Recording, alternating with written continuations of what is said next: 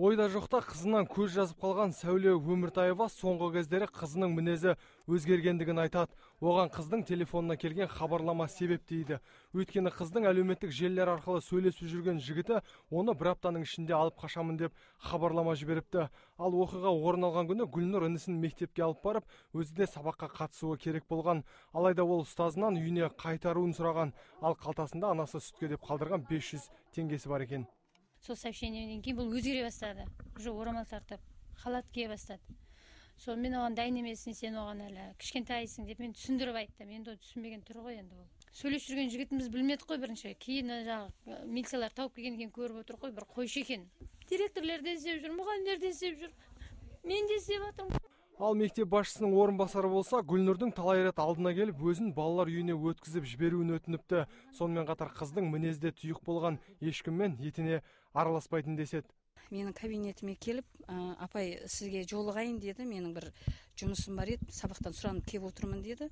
Мен кіргізіп, алдыма отырғызып сұраған кезімде Гүлнұрдың маған айтқаны, апай мені балалар үйіне өткізіңіздерші деді. Не болды Гүлнұр, қандай жағдай болды деймін, апай мен үйде тұра алмаймын, мен балалар үйіне өткізіп жіберіңіздерші, мына жердегі Бауыржан отбасылық балалар үйіне деді. Мен одан кейін біздің ондай сені жұлып алып балалар үйіне өткізетін құқығымыз жоқ дедім. Не болды, қандай жағдай болды дегенде, үйдегі жағдайды айтты ол маған. Мен үйде ешқандай жағдайым жоқ, азаннан кешке шейін тірлік істеймін, сабақ оқуға ешқандай мүмкіндігім жоқ деп жылап қалды. Сыныптастары да құрбыларының мінезінен еш өзгеріс байқамаған. Айтуларынша ол сыныпқа жаңадан ауысып келіпті. Сондықтан да етене араласып, сырласып жүретін құрбысы болмаған.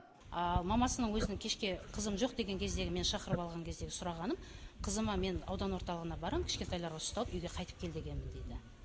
Ол мектепке келіп жаңағыдай кеткеннен кейін біз енді оның отбасының жаңағыдай жағдайда екенін білгесін, біз оны үйіне босаттық. Өйткені 4-1 кішкентай балаға қараймын деп тұрғаннан кейін. Ал мектептен шығып белгісіз бағытқа кеткен. Содан бері қарай іздестіру жүргізуде. Осылайша хабарсыз кеткен Гүлнұрды бірең-саран көрдік деген сыбыстар бар. Дегенмен аяғынан тік тұрған тәртіп сақшылары бүгін 3-ші күн іздестіру жұмыстарын жүргізуде. Сондай-ақ мектеп ұжымы ауыл адамдары мен еріктілерде жұмылған жұдырықша Гүлнұрды іздеуге кіріскен. Алайда әзірге еш нәтиже жоқ. Ал әлеуметтік желілер арқылы танысқан жігіті болса, қыздың сол күні оған келгенін растап отыр. Бірақ Гүлнұрдың қазір қайда екенінен ол да бейхабар. Нұрсұлтан Тұрысбеков, Мұхаммед Әл Әбдіқадыр, Сұлтан Бақытжанұлы, ТВК телеарнасы.